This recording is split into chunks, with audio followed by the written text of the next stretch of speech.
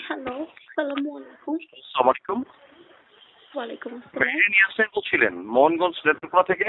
জি, আমি community clinic মা ও শিশু স্বাস্থ্য সেবা প্রকল্প থেকে তানভীর বলছিলাম, হেড অফিস থেকে, ঢাকা মহাখালী ব্রিগেড থেকে। ভালো আছেন আপনি? জি মেরিন আলহামদুলিল্লাহ ভালো আছি। আচ্ছা, আমাদের ডিপার্টমেন্ট থেকে আপনার সাথে কেউ কোনো যোগাযোগ বা কেউ কোনো কমিউনিকেশন করেছেন ম্যাম? আমাকে মেইল করা হয়েছে। আপনি কি মেল করা হয়েছে? মেলটা অবশ্যই আপনি পেয়েছেন। আমাদের রিকমেন্ড রেসপন্সিবিলিটি অ্যাডিশনাল রিকমেন্ড নম্বরটা আপনি পেয়েছেন, রাইট? জি পেয়েছি। আচ্ছা, আপনি বর্তমানে এখন কোথায় আছেন? স্টে কোথায় করছেন? আপনি কি আপনার জেলাতে আছেন নাকি ঢাকাতে আছেন? ময়মনসিং এ আছেন। Very good. আপনার বাবার নাম কি আব্দুল কাসেম তালুকদার, মায়ের নাম হচ্ছে রহিমা সুলতানা। আমি কি সঠিক বলছি ম্যাম? জি সঠিক, জি জি জি। সঠিক, জি জি। আর এখানে হচ্ছে আমরা আপনাদের যে বেতনটা ধরেছি সেটা অবশ্যই দেখেছেন 24,500 এবং ইনক্লুডিং আপনাদের 33+1000 টাকা আপনাদের এখানে বেতন আসবেন। তো এই বেতনে আপনি কি আপনার নিজ বেতনে কি আপনি কোনো কাজ করতে পারবেন?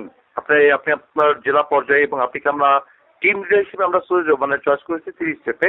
এটা আপনি 2 মাস আগে যখন আপনি অ্যাপ্লিকেশনটা করেছিলেন আমাদের প্রকল্প সুপারভাইজার পোস্টে, আপনাদের ওয়ার্ডে, আপনাদের ইউনিয়ন পর্যায়ে, আপনাদের নিশ্চিত ইউনিয়ন পর্যায়ে 3টা করে ওয়ার্ড থাকে।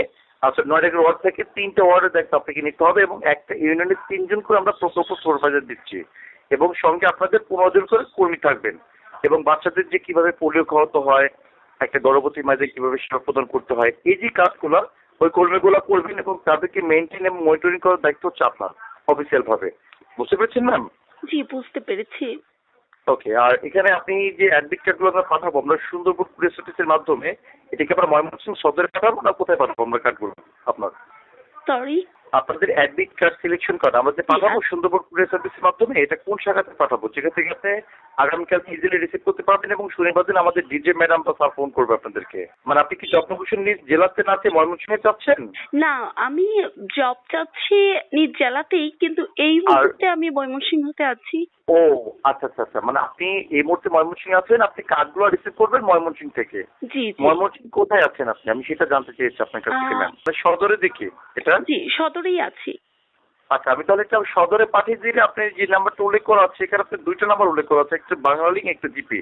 আই থিঙ্ক কলিং যে নাম্বারটা আছেন 0046, আমরা এই নাম্বারটা যদি দিয়ে দিই তো এই নাম্বারটা আপনি ইনশাল্লাহ ওরা আপনাকে ফোন বা মেসেজ করবে আগামীকালকের মধ্যে 12টা থেকে বা দুপুর 4টার মধ্যে। তো এর মধ্যে আপনাকে ফোন মেসেজ করার সঙ্গে সঙ্গে কার্ডগুলো রিসিভ করে নেবেন আপনি। ঠিক আছে ম্যাম? আর যে মেলটা পেয়েছেন ওই মেল আপনার পাসপোর্ট সাইজের এক কপি ছবি, এনআইডি কার্ড আর কুরিয়ার লোকেশনটা অবশ্যই একটু উল্লেখ করে দেবেন আপনি রাইট নাও ম্যাম। ঠিক আছে? ওকে। আর গভর্নমেন্ট ভাবে যে রেজিস্ট্রেশন ফিটা জমা করতে হবে অনলাইন মোবাইল ব্যাংকিং এর মাধ্যমে, সেটা তো অবশ্যই দেখেছেন 845 টাকা। সঠিক ম্যাডাম? জি দেখেছি। ওকে। আপনি এটা কোন অ্যাকাউন্টে ফিটা জমা করবেন? আপনি এটা সময় 30 মিনিটের মধ্যে ফিটা জমা করতে হবে ম্যাম। অলমোস্ট আপনার ফাইলটা এখানে 23 নম্বর ফাইল। আপনি কোন অ্যাকাউন্টে ফিটা জমা করবেন? তাহলে আমাকে আমি আপনাকে 10 মিনিট সময় দিলাম ভাবার জন্য। আপনি ভেবে ডিসিশনটা নিয়ে আপনি আমাকে জানান। ওকে। ওকে, থ্যাংক ইউ সো মাচ। আসসালামু আলাইকুম। ওয়ালাইকুম আসসালাম।